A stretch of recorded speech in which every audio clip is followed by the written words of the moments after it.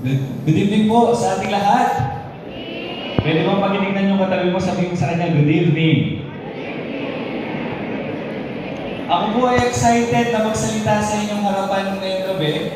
Kasi napakalayo pa po ng aming pinanggalingan. Galing pa po kami ng Tarlac, pero ang bahay ko po ay Porac, Pampanga. So from there ay, kung minsan po ay 4 hours to 5 hours.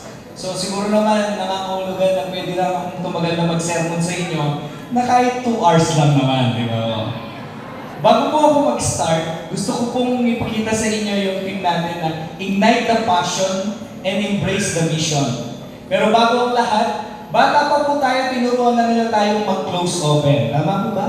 Sino po dito yung marunong mag-close open? Pwede ba pakitaas yung mga kamay? Tapos close open, close open. Tama po, no? Natanong niyo po ba bakit tinuro nila sa atin ang close open? Kasi ang realidad ng buhay, hindi kayo magiging close ng isang tao kung hindi kayo open.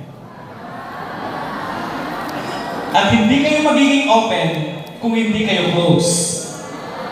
Pwede bang pakitignan yung katabi mo? Pa-close open mo ba yan? Ha? Hindi po. Baka Talagang hindi sinadya kayo ko pa talaga. open. Alam niyo po, ang mga Pilipino, sikat sila sa kwentuhan. Kaya humahaba ang buhay ng bawat Pilipino. Sabi nga nila, kapag pinagsama mo yung isang marites at isa pang marites, ang tawag sa kanila ay mariteses. Opo. Mga kapatid, gusto ko pong lubos niyo akong makilala. Para naman kahit kapag nakita niyo po ako sa mall, hindi niyo po ako mapagkakamalang kamukha ko si Coco Martin. Madalas, pinagkakamalan nila akong kamukha ko si Sandro Marcos. Anyway po, ito po yung itsura ko nung single pa ako. Medyo pogi po ako nung single. Kaya kayo mga single, pwede ba pakitaas yung mga kamay ng lahat ng single? Yan. Hindi magtatagal yan, nagpo-pogi kayo. Diba?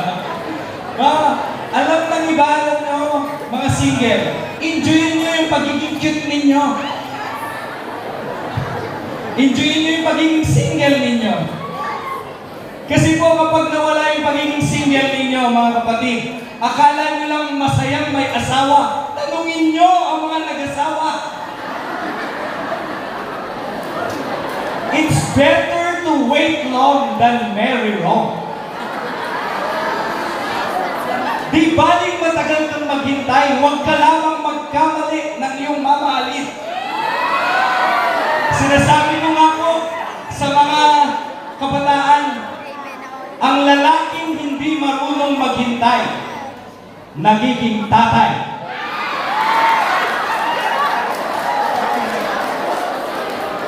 At ang babaeng hindi marunong magtiis, nabubuntis. Mga kapatid, ang naghihintay, iba yung surprise ng naghintay. Kapag ikaw, 35 years old ka na, pataas, wala ka pang boyfriends, girlfriends, huwag kang malungkot. Kapag sinasabi nila, uy, wala ka pa bang love life? Ang tanda-tanda na, sagutin ko sila ng ganito. Anong pakialam nyo? Hindi ka naman invited. Mga kapatid, pag naghintay ka, lalo kang mag-i-enjoy sa buhay. Ang favorite subject ko nga pala po ay math, merienda, almusal, tanghalian, hapunan. Pwede bang pakitignan yung katabi mo, halata ba na favorite subject niya ay math? Ito po, pastor, malapad. Nung po ako'y ma-in love, ito muna yung family ko, papakilala ko po, ako po yan nasa gitna. Yung dalawang kapatid kong lalaki sa likod, ay graduate po sila ng engineering, kasama ko sa firm. Tapos yung kapatid ko dito, yung babae, siya po ay teacher. At ang pinakamagandang nanay, ito po. Mga kapatid, ito po yun. Alam nyo, mga nanay, sino pong nanay dyan, tatay?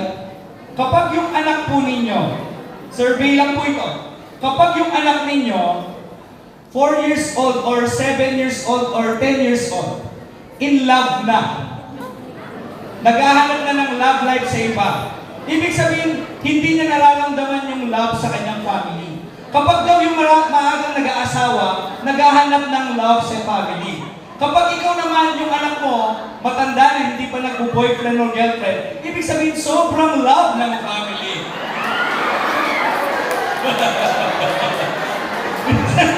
minsan may pumunta sa akin, young people, sabi ko, alam nyo yung mga young people today walang brand. Dati akala ko lang MU, right? You don't understand it. Isang araw nasa chaplaincy ako, at kinausap ko yung mga young people, bawal yung holding hands. Sabi ko, ba't kayo nag-holding hands? Ano ba kayo? MU ba kayo? Close ba kayo? Ano ba talaga? Wala lang po. Char-char. Char-char, ganun na yun.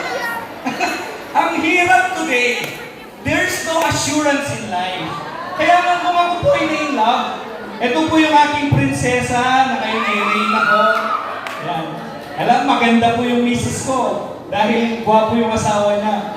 Uso na po kasi yan, no? Kapag ikaw ay may in love, uso na ngayon yung may pa-propose, tapos paiyak-iyak ng konti, di ba? Tapos nung nag-propose akong, will you marry me? Sumagot naman siyang, yes. Tapos po, nung nagpo-propose ako, mayroong sounds na, ikaw ang pag-ibig na hinihintay. Tapos kilig-kilig na ako. Tapos kumanta ako, I climb every mountain. Talagang ganun po yung pagpo-propose. Ito yung prenup namin, para makilala niyo po kami. Parang si Ding Dong Dantes lang at Marian, di ba? Alam niyo po, dahil naghintay kami ng mahabang panahon. Alam niyo, kapag ikaw ay naghintay, yung price ng Lord ay napakatindi. Kinasal kami 2020, 2021, nagkaroon na kami. Pagdating ng 2023, meron na naman. Tapos ngayon, buntis ang asawa ko. Imagine nyo, naghintay kami ng 5 years lang, di ba na kami? Diba? It's better to wait long than marry long. So yan po yung aking asawa at ang aking mga anak. Gwapo naman po yung mga anak ko. At least nakilala niyo na po ako. Close na tayo. Nag-open po ako sa inyo. Hopefully, pag nagkita tayo, kilala niyo ako. Ito pala yung speaker namin. Yung kamukha ni Coco Martin na medyo hawig ni Sandro. Di ba po? Sige po. Pag-uusapan natin today, gusto ko muna makita niyo is life is not a series of chances. It is a series of choices. Kaya ka pumunta ngayon dito dahil ito ay choice mo. Di ba po? Tatagalogin natin. Ang buhay ay hindi pagkakataon, ito'y ginusto mo. Kaya nangyayari sa iyo ang isang bagay, ginusto mong mangyari sa iyo ang isang bagay. Tingnan mo nga yung katabi mo, losyang na ba yan? Sabi mo sa kanya, ginusto mo yan. Kung pogi yan, ginusto mo yan. Kung yan nag-gym, ginusto mo yan. Alam nyo, sa ating mga Pilipino, kung sino-sino, ang kultura kasi natin, medyo may pagkakamali eh. Ganito yung ginagawa. Kapag nauntog yung bata, nauntog siya dito, Mami, nauntog ako dito! Sasabihin ng bata, dahil naglalakad, wala namang kasalanan to. Anong gagawin ng nanay? Saan ka nauntog? Kasalanan mo. Kaya nauntog yung, kaya kapag lumaki yung bata, nagpumalya, lagi niya pinagbibintangan yung iba, uy, kasalanan mo. Kung sino-sino pinagbibintangan, kasi ganun yung way natin. Kapag nauntog yung anak mo, na wala naman may kinalaman, paluin mo yung anak mo. Kasi siya may kasalanan, siya disiplinahin. Kasi kailangan din natin ngayon. Ang problema ng generation natin, 14. Ang problema ng generation natin, we want all success, but we are not trained to fail. Hindi tayo tinrain para mag-fail. Kaya ang dami tuloy ang rurupok. Nung unang panahon namin, kapag nakita mo yung nanay mo, kumuha lamang ng palistimbok, takot na, pero papaluin ka pa rin. Ngayon, ang hirap, maraming marurupok na kabataan. Ayaw natin silang mag-fail. Tingnan mo nga yung katabi mo, mukha ba siyang marupok? Mga kapatid, I encourage you, gustuhin natin yung best para sa atin. At ngayon, dadako na tayo sa text dahil ayaw ko naman kayong gabihin. Marami pa to. Revival. Revival through grace. Tatlo lamang po yung punto ko para mas mabilis. Una ay grace. Everybody say grace. Ang pangalawa, holiness. Everybody say holiness. Pangatlo, mission. Everybody say mission. Bigyan ko lamang kayo ng konting context. Ng John 11 verse 1 to 45, the life of Lazarus. Si Lazarus siya po ay friend ni Jesus. Nagkaroon siya ng karamdaman. At nung siya'y magkaroon ng karamdaman, binalita nila kay Jesus, may karamdaman yung friend mo, pagalingin mo. Pero ang sabi ni Jesus, ito yung first point next. Revival next. Grace revival is God's initiative. Ang sabi ni Jesus, hindi niya ikamamatay yun. Di ba nang marinig ito ni Jesus, ang sabi niya, ay sinabi niya, hindi niya ikamamatay yun, ang sakit na ito. Nangyari yun upang maparangalan ang Diyos at sa pamamagitan niya nito maparangalan ang anak ng tao. Nangyari, itong si Lazaro namatay. Pero ang sabi ni Jesus, hindi mamamatay si Lazaro. Pero namatay siya. At ang sabi niya, nangyari siya yun para maparangalan yung ating Panginoong Diyos. Alam niyo po, gusto kong makita ninyo, God's timing is different to your timing. God's delay doesn't mean God's absence. Ibig sabihin, may mga minsan tayong pinagpipray, pero hindi sila nangyayari. Kapag ikaw ay mananampalataya, marunong kang manalangin. Pero kapag malalim kang mananampalataya, nagpapasalamat ka sa Diyos sa mga bagay na hindi niya agad ginawa. Lord, salamat, hindi mo agad binigay sa akin yung opportunity na yon. Salamat, iniwan niya ako. Dahil sa proseso ng Diyos, tumitibay ka. And that is God's initiative. That is God's grace to all of us. Bago ka pa makarating doon, nandun na ang Diyos. That's why I love being Methodist. Yung salitang prevenient grace. Bago pa sa iyong kamalayan, nandun na ang Diyos. Kaya hindi aksidente na nandito tayo ngayon. Bago ka pa makarating ngayon sa lugar na ito, gusto na ng Diyos na maranasan mo ang presensya niya sa lugar na ito. Amen? Nandito na yung grasya ng ating Panginoon. And sometimes hindi mo makita yung grasya ng Panginoon dahil ayaw natin nahihirapan. Pero mapapansin mo, mayroong magandang plano pala ang Diyos habang ikaw ay sumusunod sa Kanya. Nalungkot yung mga tao noon nung magkasakit si Lazaro. Pero nakita natin yung timing ng Diyos. It's always the best time for us. That is God's initiative. That is God's grace. Alam niyo po, hindi niyo na itatanong, kahit cute ako.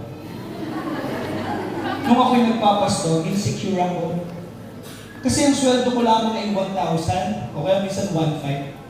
Ngayon, nagkaroon ako ng isang napakagandang girlfriend. Isang teacher, yung kumasawa ko. At gusto ko na siyang maging asawa. So, March 1, namanikan kami. 2020. March 12, nagka-pandemic. Tapos nag-resume ang church, July. So from March to July, wala po akong allowance. Nag-declare ako na ikakasal ako. Paano ako kakasal ngayon? Walang kapera-pera. Pero because of God's grace, alam niyo po, kinasal ako sa pandemic, December 12, 2020. At yung kasal ko, that is the best wedding of the year. Kasi pangalan ng restaurant kung saan kami kinasal, Best Restaurant. Hindi ko alam kung paano nangyari yun. Pero yun, ang grasya ng Panginoon, dahil pinaniwalaan ko, nangyari yun sa buhay ko. Amen?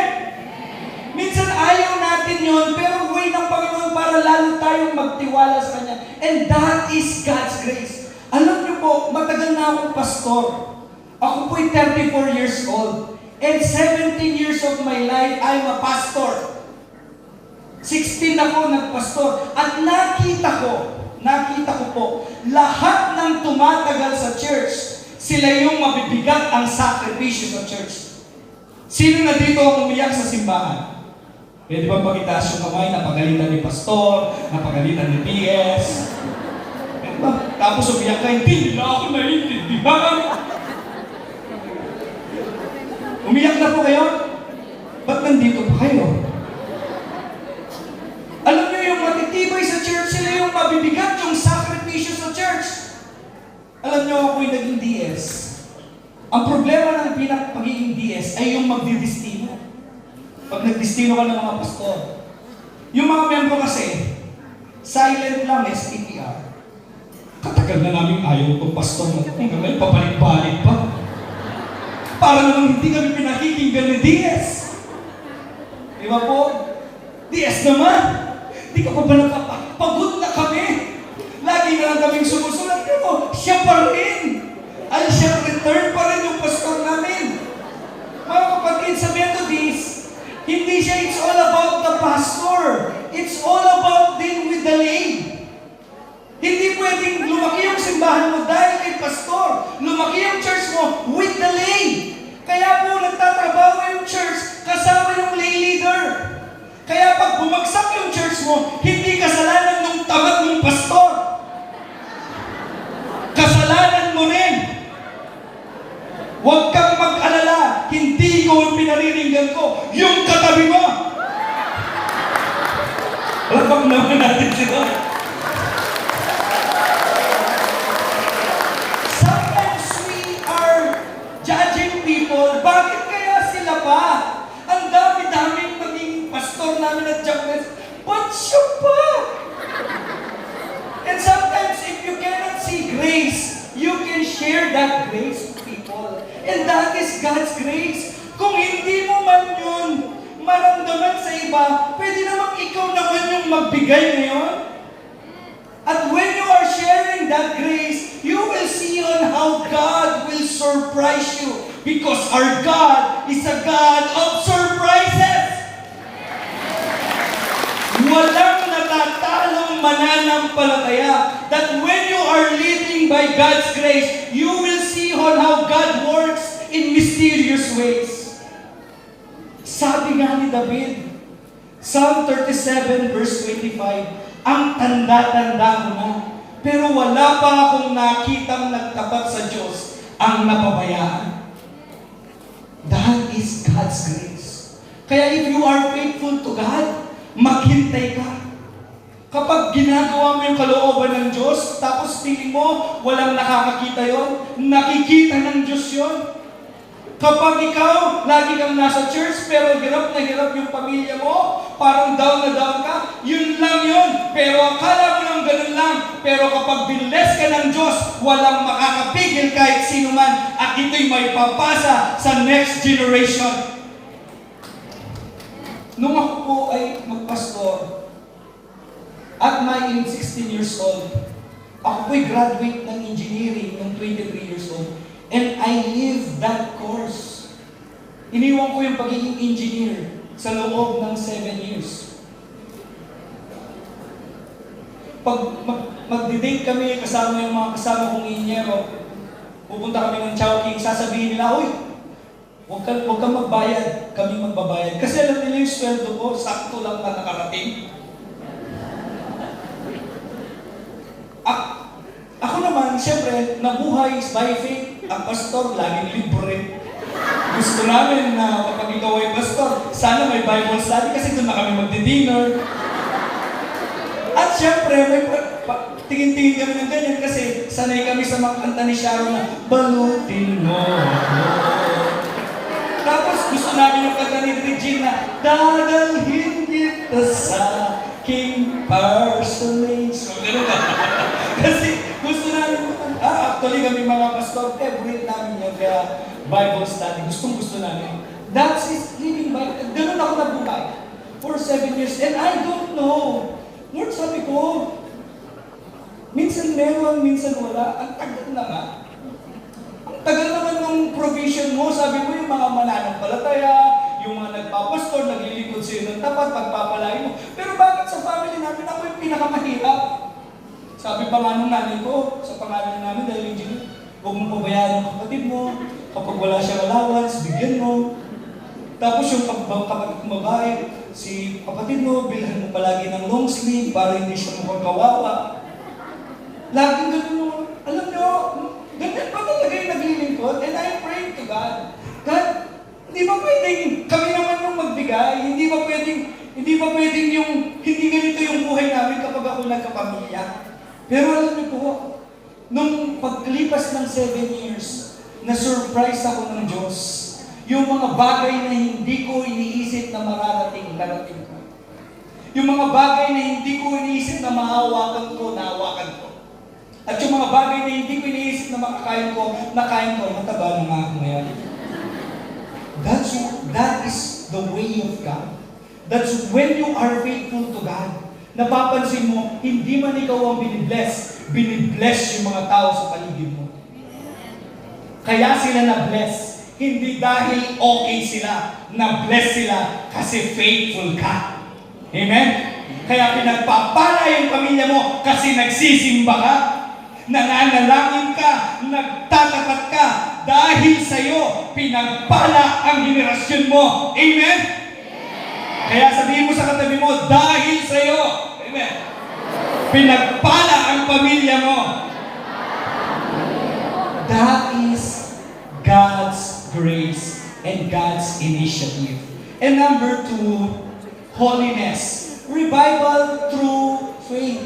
Ang holiness po ay, ang holiness, ito po ay nag-uumpisa sa pananampalataya. Sabi sa 1:11 verse 25 to 26, sinabi kasi ni Martha, kung nandito po sana kayo, Lord, hindi sana mamamatay yung kapatid ko. Pero sumagot si Jesus, ako ang muling pagkabuhay at ang buhay. Naniniwala ka ba dito? Pero sabi niya, dahil sinabi mo, sige, kung naniniwala ka, doon merong nangyayaring himala. Ang salitang sumampalataya, baka narinig nyo na po ito, pwede bang pahiram ng buwan mo kapatid? Ayan, parang may exercise ka naman. Sorry. Babalik ko rin po, pero ang salitang sumampalataya, nagmula siya sa dalawang salita. Una, sumamba. Pangalawa, tumaya. Ang kapag ikaw ay sumamba, ikaw rin ay tumataya.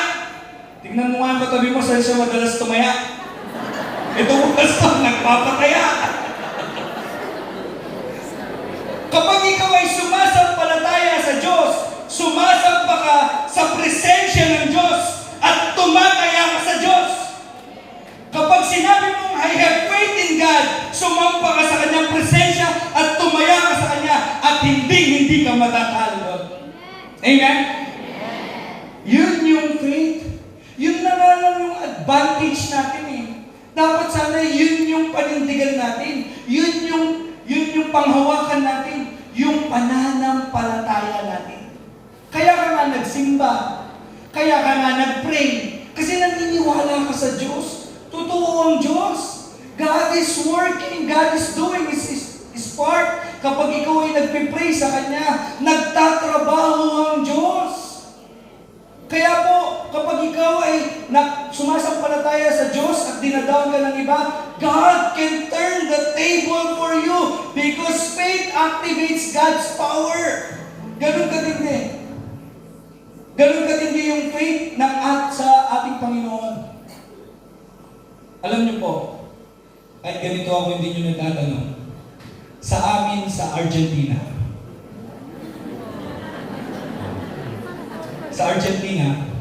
kapag sila'y gumagapas dun sa sakaw,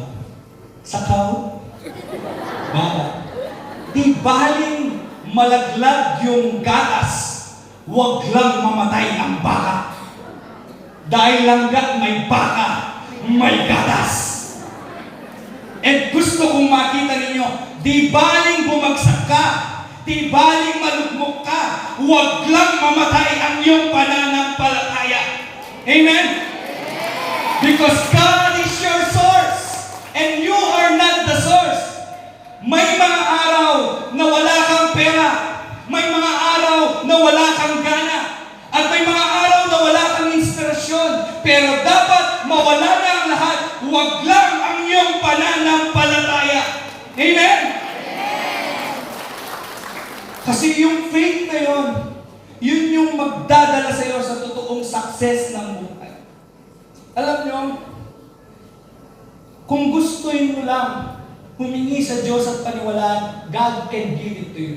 Ang problema tayo Yung capacity ng Diyos kaya Ang problema yung obedience natin. Sabi mo, Lord, pwede ba maging sahod ko monthly 10,000? Nasasagutin ka ng Lord, kaya mo bang i-tithe ang 1,000? Lord, 10,000 na mo. Papatay, 10,000 na nga lang, papatites pa yung 1,000. Lord, pwede ba 100,000 ang ibigay mo sa akin? Tapos sasabihin ni Lord, kaya mo bang i-tithes ang 10,000? Lord naman, laki naman ng 10,000. Tapos, Lord, pwede bang payamanin mo ako 1 million per month? Kaya mo bang i-tithes ang 100,000? Eh, ako na lang pinag-usapan nila sa church.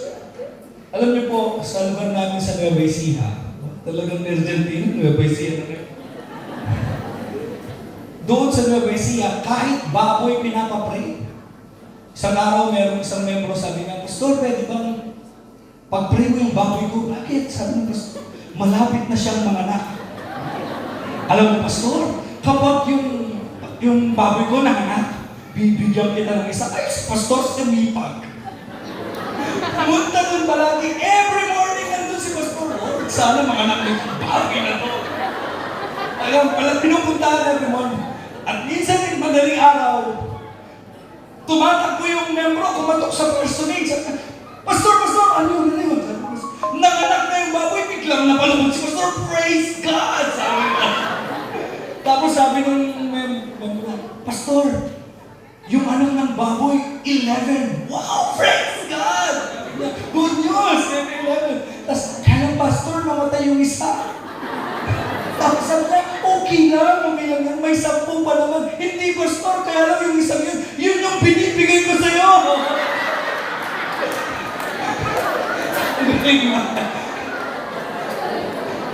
Tingnan mo nga yung katabi mo, sabi mo sa kanya, parang ikaw yung topic mo yung gano'n ito.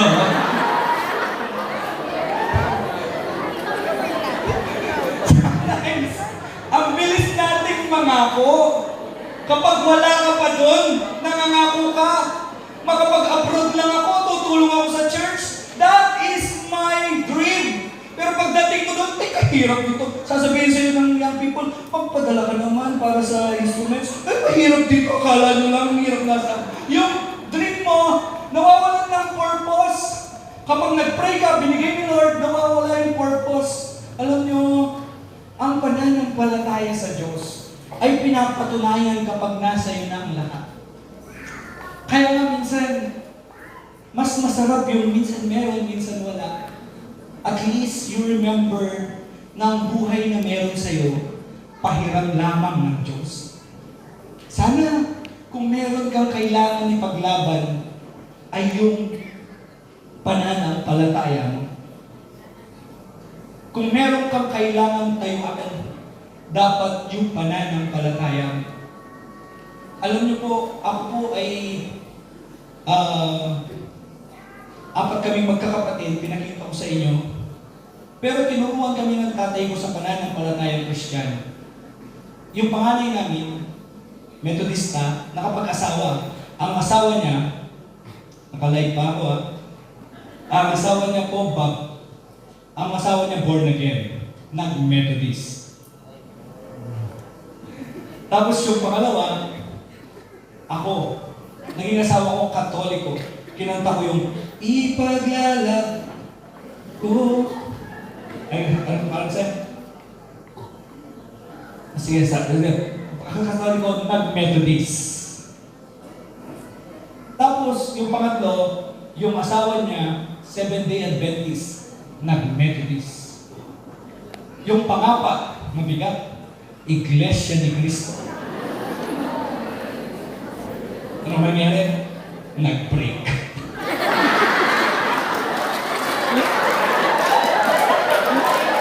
Hindi ba convert? Hindi ba convert? Hindi ba convert?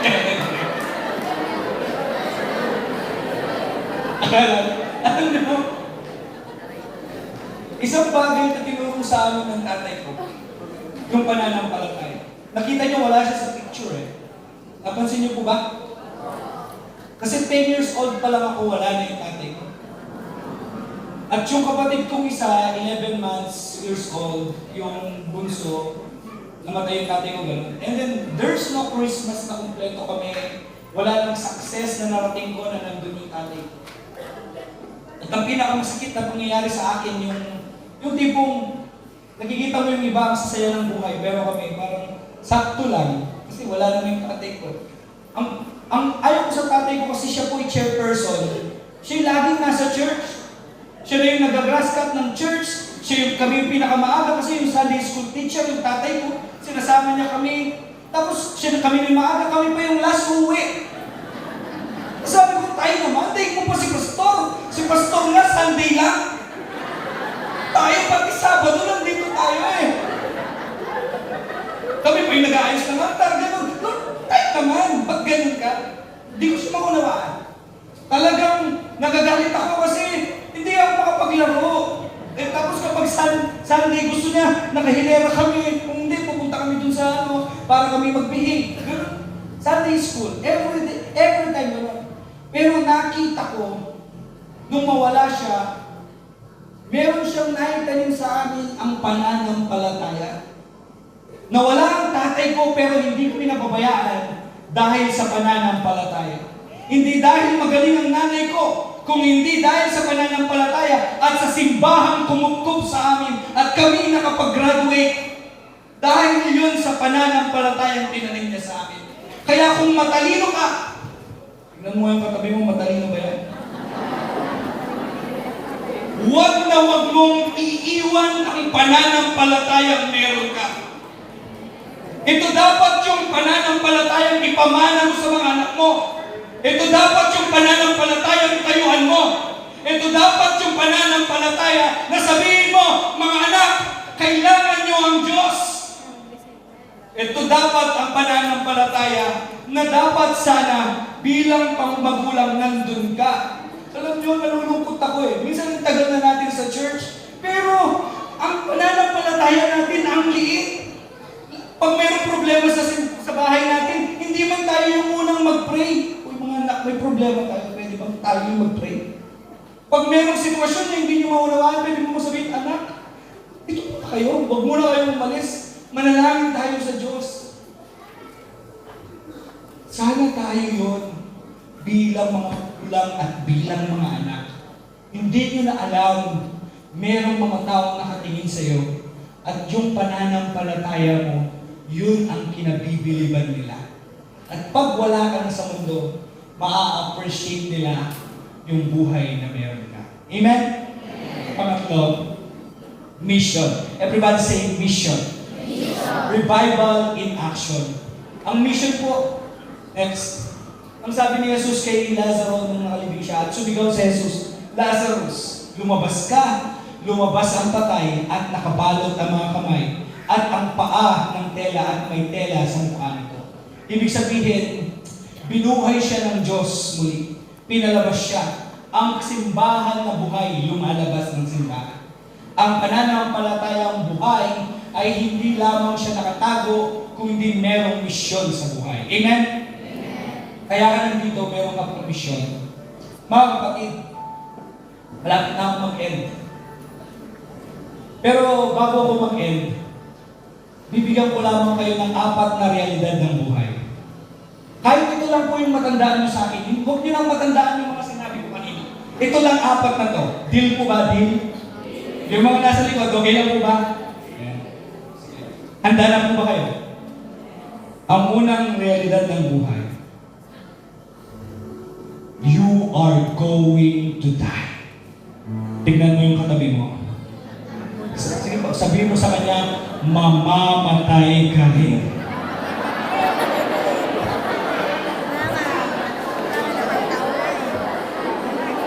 Mamamatay ka. Kaya nga, huwag kang magiganti. Mamamatay din sila. Kapag merong gumawa sa'yo ng pangit, pabayaan mo lang. Let God do His work. Amen? Alam nyo, kung yayaman kayo sa inyong pagmamataas at hindi pagpapatawad, magmamataas na rin ako at hindi magpapatawad. Pero hindi. Lahat ng sitwasyon nasusolve sa pagpapakumbaba. Gaano karami na bang relasyon ang nasolve dahil ikaw ay nagpakumbaba? Nung ako'y mag-asawa, kala ko ganun lang yun. Kala ko, yun na yung forever. Walang ganun. Wala palang forever.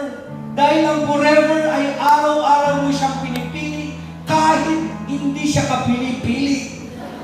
Tignan mo nga yung asawa mo, kapili-pili ba yan? Remember this. In every blessing, there is a burden. In every blessing, there is a burden. Tignan mo ulit yung katabi mo, yung asawa mo. Blessing yan. Burden din yan. Yung anak mo, blessing yan. Burden din yan. Yung trabaho mo, blessing yan. Burden din yan. In every blessing, there is a burden. If you want more blessing, willing ka dapat sa more burdens na mararanasan mo sa buhay. You are going to die. Mamamatay ka rin. Pangalawa, handa na po ba kayo? Your days are numbered. Tagalogin natin. Tingnan na ulit yung katabi mo, sabi ko sa kanya, bilang na ang araw mo. Yan, sige po. Parang sabi ko, bilang na yung araw mo. Kaya, alam nyo, ngayong araw na to, lumapit po kayo. Bukas lalapit ka ulit. Sa susunod na araw, lalapit ka ulit. Kaya kapag birthday, merong cake, tapos merong candle, anong gagawin mo may birthday? Ang gagawin mo, i-blow mo yung cake, ay, yung candle. Pag blow mo sa candle, sinasabi mo, hoy, hinto ka muna, buhay pa ako. Happy birthday na sila ng happy birthday, hindi nila lang palapit ka ng papalapit. Kaya sila pinagdiriwang, malapit ka na. Bilang na yung araw mo, sasayahin mo lang ba? Hindi mo ba i-enjoy yung oras na dinanang mo dito? Hindi mo ba i-enjoy yan? Yung mga pagkakataon that you are serving the Lord, hindi mo ba gagawin yung best mo? Bilang na nga yung araw mo eh. Ilan lang tayo sa mundo? We only have limited life. Pero if you will know, sapat ang buhay na meron tayo para ma-enjoy natin ang buhay. Kaya po ako, pag nakakita ako ng matanda, at tinawag ko silang matanda, alam niyo po, pag tinawag kayong matanda, i-claim niyo yun. Tingnan mo yung katabi mo, matanda na ba yan? Kasi, ang salitang matanda, nagmula siya sa dalawang salita, maraming tanda, maraming marka. Baka ikaw, sabihin nyo kapag tinatawag nyo lang, tanda-tanda nyo nga, sabihin mo sa kanya kung bata po siya, o hindi ka sure. Your days are numbered. Huwag mong sabihin bata ka pa. Huwag mong sabihin may panahon ka pa. Hindi pahabaan lang to. Kung hindi every day of your life, merong meaning ang buhay. Amen? Pangatlo, you will be judged. Ikaw ay huhusgahan. Kung anong ginawa mo sa mundo, huhusgahan. Sinasabi ko sa lahat ng mga churches na pinupuntahan ko, ang trabaho natin magmahal. Trabaho ng Diyos ang maghusga. Kung nandun sila sa church natin, mahalin natin sila. Kahit hindi pa sila kamahal-mahal. Kahit sobrang dami nilang mga kasalanan. Madam, walang plural sa Tagalog eh, no? Kasalanan. Kahit sobrang pang kadumi ang buhay nila, kalurky, kadurder, love them.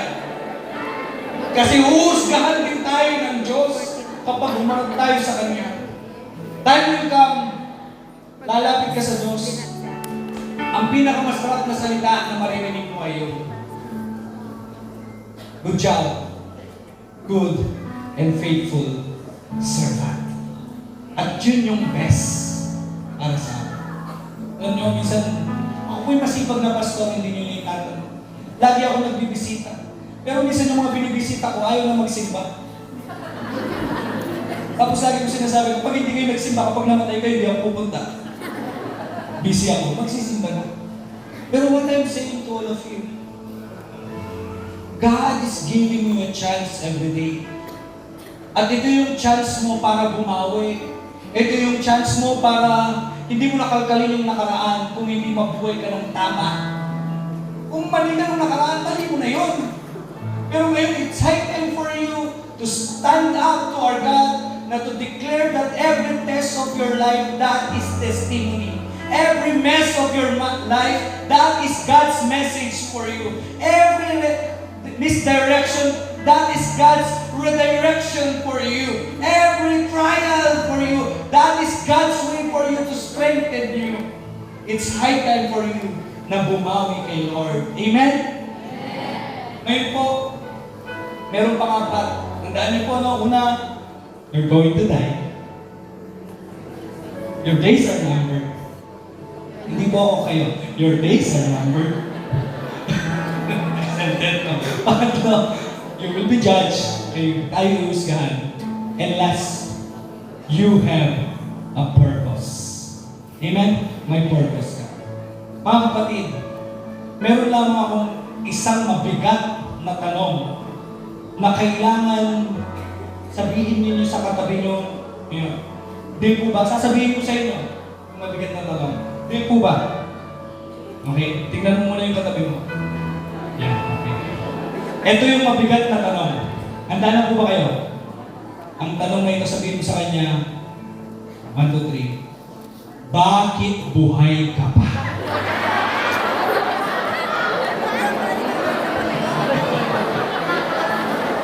Ang dami nang namatay, ba't hindi pa ikaw?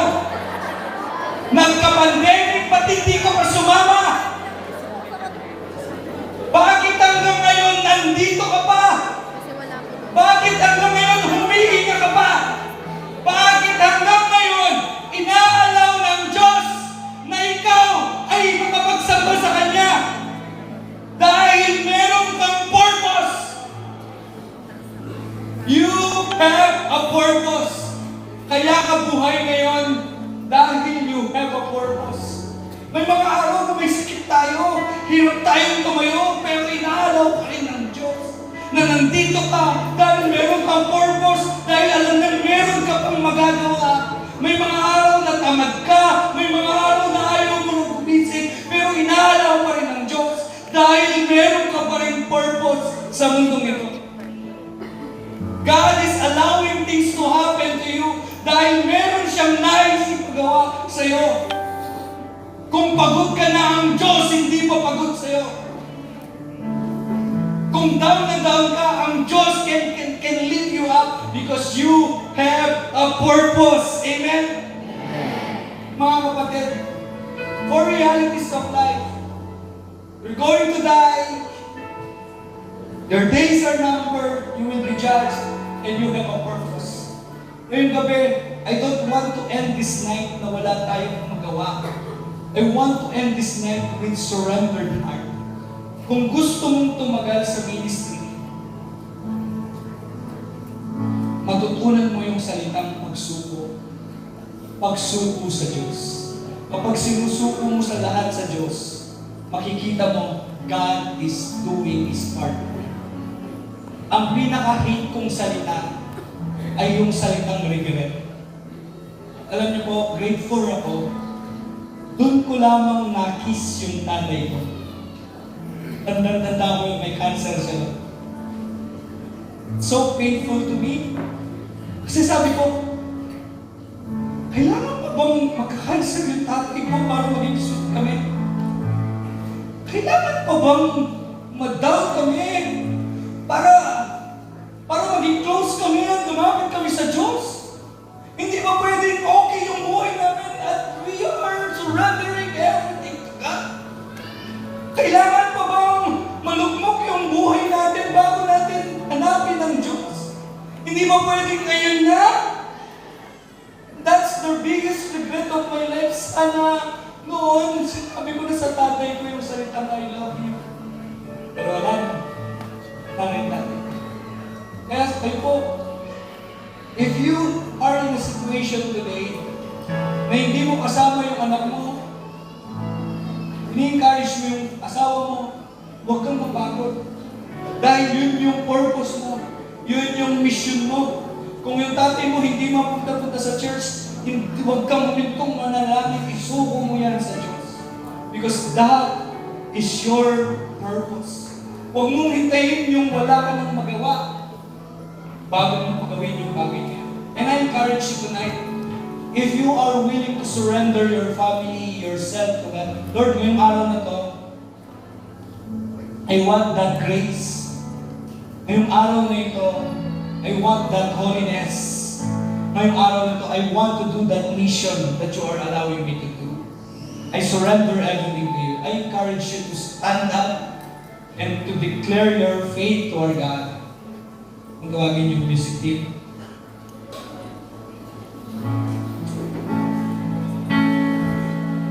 If tonight you are here at nais mong isuko yung pamilya mo sa Diyos, gusto kitang i-encourage na to surrender everything to God. Lord, yung family ko, gusto kong ipanalangin sa iyo. Yung business ko, gusto kong ilapit sa iyo. Yung sitwasyon ko, gusto kong sabihin sa iyo. Because I know that you are faithful to me. I know that you are faithful to my family. Huwag mo hayaan na matapos yung gabi ito na hindi mo isuko lahat sa Diyos, na hindi mo sabihin lahat sa ating Panginoon. If you want to surrender everything, you can come forward. Go outside po sa inyong mga upuan. At ang ating nasabihin yung presensya ng Diyos. Nasabihin natin kung gaano katapat ang Diyos sa ating mga buhay. Yes, God. Yes, O God. Yes, O God. Let's declare it. You can close your eyes. Open ka lumapit sa harapan. Say, Lord, bilang mo yung araw ko. Lord, yung days ko. Gusto ko maging worth it. If you are experiencing na ikaw naman yung ginajudge nila, huwag kang gumante. Because God is doing His part for you. So God, kitang-kita mo, Panginoon, yung lumapit sa iyo. Kitang-kita mo, Lord, kung sino yung sumusurrender sa iyo. Kapatid, hindi ito patapangan lang mo, hindi yung declaration of your faith. Because kanina pa, God is working in your life. God is doing His way for you. Hindi accidentally nandito ka. He is so good. Yes, Lord.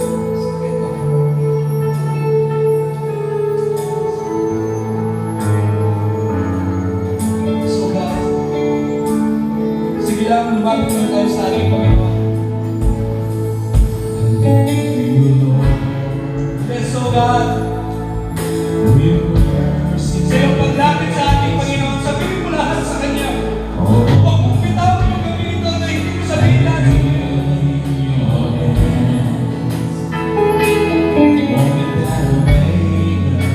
Yes.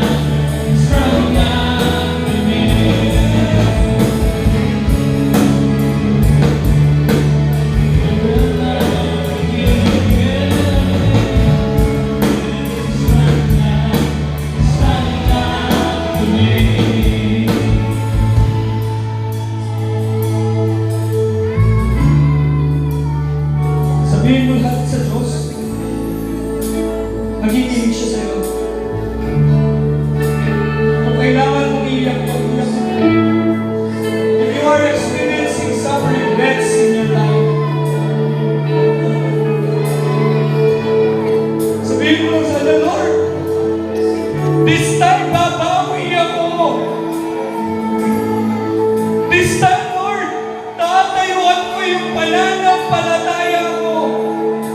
This time, Lord, sasabihin ko sa pamilya mo na kailangan ka nila. This time, Lord, hindi na ako magiging luwag. This time, Lord, siseryosohin ko na to. Because you never leave me. Dahil nagtapat ka sa akin at naisip kong magtapat sa iyo. If you are experiencing na para bang ang bigat, para bang lagi ka nalang kanunan, para bang laging ikaw na lang yung nakikita, I'm telling you tonight, when you are faithful to God, God is faithful to you more than your faithfulness. Hindi marunong magpatalo ang Diyos. The way we surrender our life to our God, makikita mo how God works and how God surprises you. Believe that our God is a God of already. Believe that our God is more than enough. Lord, kitang-kita mo po yung buhay namin. Kitang-kita mo po yung pamilya namin. Kitang-kita mo rin yung mga kapaguran namin. Kitang-kita mo rin yung mga sitwasyon ng buhay namin na gusto na namin umayaw. Kitang-kita mo rin, Panginoon, yung bawat luha namin pumakatak. Kitang-kita mo yung mga tahimik naming laban. Yung mga gabi na hindi kami makatulog. Yung mga araw na takot na takot kami. Yung mga sitwasyon na hindi namin alam kung paano kami makakasurvive. At tonight, pinaalala mo sa amin ng buhay na meron kami ay buhay na regalo mo. Ang bawat hininga na meron kami ay paalala sa amin ng iyong pagmamahal. Ang bawat kalakasan namin ay paalala na meron pa kaming dahilan kung bakit kami nandito. Panginoon, kung meron man sa mga anak mo ngayong gabi na sukong-suko na sa iyong buhay, Lord, I declare and claim that you will turn the table for him or for her. Dahil sinuko niya ang lahat sa iyo. That's why, Lord, we claim and we are praying for the modern miracles that will happen in our lives.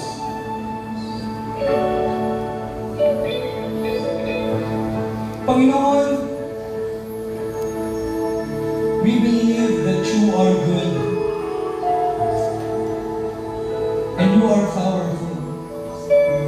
Kaya Lord, we are surrendering everything to you. Surrendering our lives, surrendering our career, surrendering our future, surrendering our calling, surrendering our family, surrendering our jobs, at lahat, Panginoon, sa buhay namin. Yakapin mo po kami. Napapagod din po kami. Kailangan namin ang lakas. Kailangan namin ang tulong. Kailangan namin ng presensya. Amen. See that the goodness of God flows. Yes, God. All my life you have been faithful. So God, all my life you have been so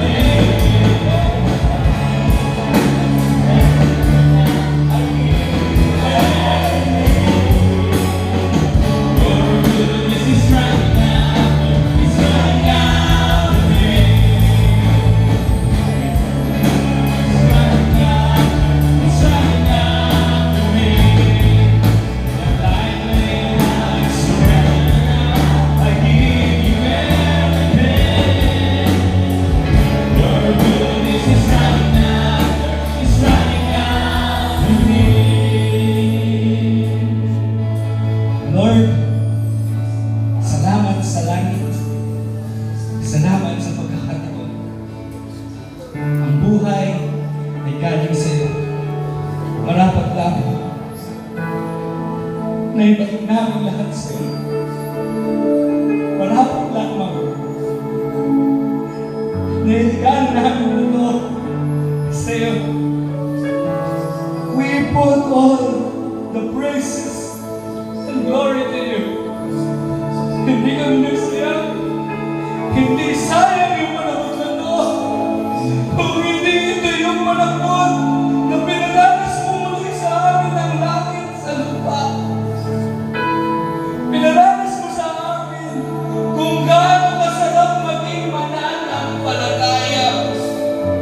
Pinadanas mo sa amin kung gaano ka katotoo at kung gaano ka nagtatrabaho sa amin. And thank you so much, Lord, for everything na ginawa mo. At salamat, Panginoon, dahil tunay nga na marami pang magagandang bagay ang ipaparanas mo sa amin. Ito po ang aming samot dalangin sa pangalan ni Jesus. Amen. Amen. Palakpakan natin